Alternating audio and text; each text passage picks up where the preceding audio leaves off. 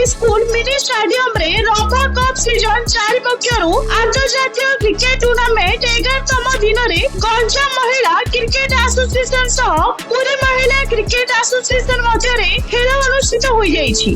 कार्यक्रम रे मुख्य अतिथि भाबे रंभा एनएससी कार्यनिर्वाही अधिकारी आशालता रजमाला को उपढौकन रे संबोधन करि जायथिला। संगे संगे मुख्य अतिथि गंजाम ब्लॉक अध्यक्षा शर्मिष्ठा प्रधान, अध्यक्षा प्रतिनिधि सूरज प्रधान एवं विधायक प्रतिनिधि मानस रंजन नायक को उपढौकन दे संबोधन कर जायथिला।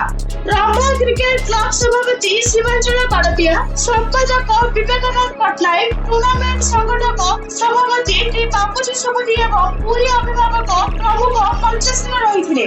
अंतरराज्य क्रिकेट टूर्नामेंट 11तम दिन रे प्रथम इनिंग्स रे पूरी टॉस जीति बैटिंग कर निष्पत्ति नेइथिले।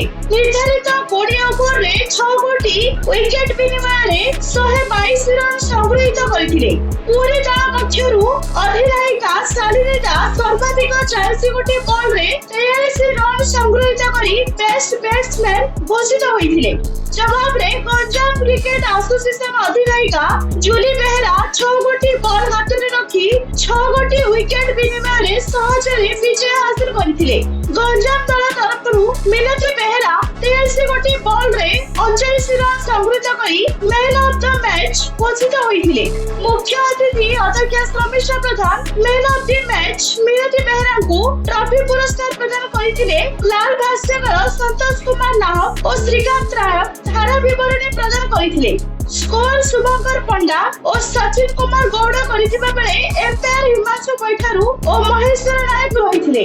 रंभा क्रिकेट क्लब रो समस्त सदस्य हापी, गुप्ता, भवानी, सीलू, सौम्य, चिकू, कृष्ण, विकी, दुष्मत, उमा, सचिन और सदस्य जुली मिनीति झरणा प्रमुख सहयोग करथिले। रंभारू बनवासी सेठी को रिपोर्ट न्यूज ऑन।